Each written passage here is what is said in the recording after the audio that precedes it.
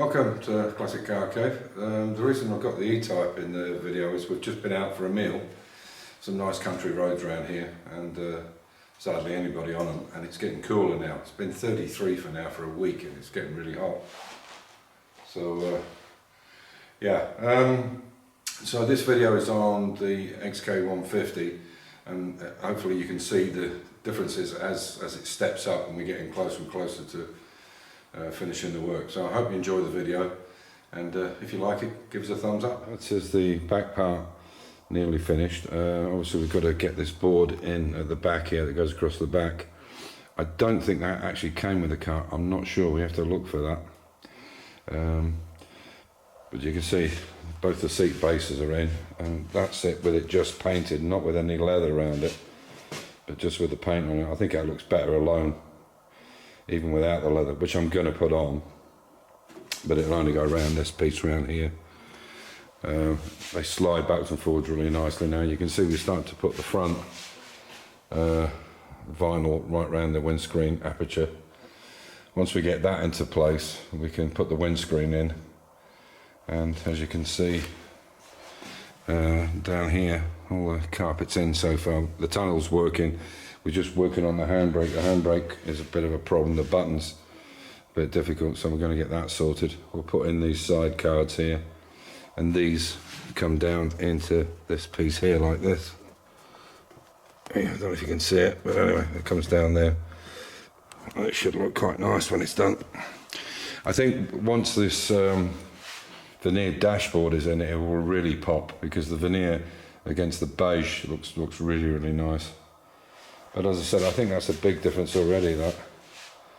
So yeah, hopefully when I put the video up on Sunday, this video up on Sunday, will be a lot further on, and we'll see how we get on.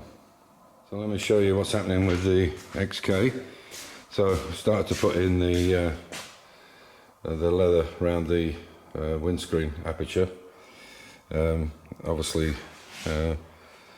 the rubber will go up and against this. This is why this has to be absolutely right on the money. You can see there all these clips on it. This is all glued in at the moment, and this is just hanging, but this we have to work out once we decide exactly where it's going. And again, you can see it looks so much better with that gear stick forward.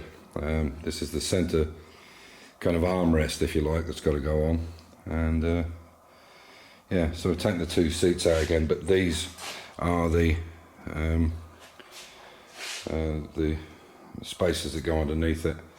And I bought these mats here to try and save, as you can see, it has saved it already. You can see with the black. So I bought these little cheap plastic mats to go over, so we're not making too much mess. But it's going to look nice, and you can see where the stitching is in it, and it goes all the way down. So yeah, it's really coming on a treat. We'll see how we get on. We might even be able to get the rubber in today, the windscreen rubber. So as you can see, that's the windsor surround in on there, and obviously has to go inside the window, and then the rubber sits up against it. So we're really getting there.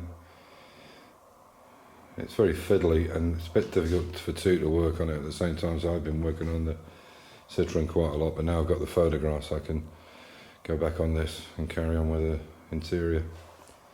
We'll see how it looks for the video tomorrow. This is Saturday evening. So we put the windscreen rubber in. You can see it's coming away on those edges, so what I'm going to do now is put some masking tape around it to hold it and to get it into shape. But you can see that the inner one is in. I just started putting this lining on the edge of the door here and across the top. And as you can see, that's the seats in. They're not fully bolted, and that's that centre section. I'll take you around the back. I'm working on these at the moment. These are the clips that I made, or the brackets that I made for these rams to open the bonnet, and obviously I've done them the same colour as the back carpet. So that one's done. I'll wait for the paint to dry, put this one back on, and then I can trim the carpet perfectly to go around and put the two sides in as well. And you can see on this side the same So you can see the seat bases are the right colour, but we'll still put that leather around them, and you can see the handbrakes in now. So we're getting there. And obviously those two pieces on the door, there's a door card to go in, a pocket, a crash roll at the top, but all the window mechanism, the winder, the glass and everything's got to go in. I've got a bit of a problem with the glass. There's some bad scratches in it, so I'm going to take it to a place and see if it's possible to get the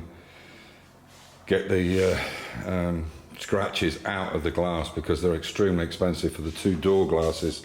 I think they're something like £360 for the pair. So I'm going to see if I can get them cleaned up. I know a place here that does glass, and maybe they'll know how to get it out, how to get the marks out, and we'll see. But as I say, it's looking really nice. You can see how the tunnel fits and everything. And I think on this edge here, I'm going to use this. Oh my god, I've got some chips already. Ah, oh, for fuck's sake. I've done those two rams. You can see the colour now is the same. I know it's only that little bit sticking through. Obviously you won't see them because this backboard that goes up over this boot lid is the same colour as this, as the base. And this is a vinyl. And obviously it's vinyl because obviously the luggage is going in there. But what you need to be able to do is be able to lift up this is why I hinged the lid to get to the spare wheel. And this is one of the reasons we've cut it here. We've got to make it a little bit nicer. I'll take the corners, make it look a bit nicer. But otherwise what would have happened is when I go to lift this, if I lift this out, you can see there,